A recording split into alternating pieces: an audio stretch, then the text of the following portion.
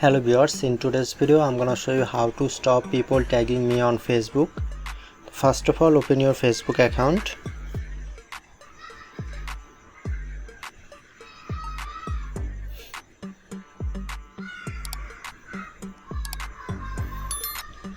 Look at the right corner, tap on three line, scroll down, tap on settings and privacy and go to settings.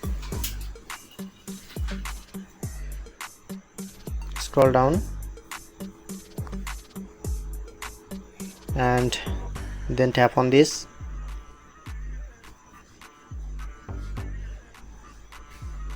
And now change audience. It's friend to only me. Okay, now done. Now successfully stop people tagging me on Facebook. Hope you are enjoyed this video.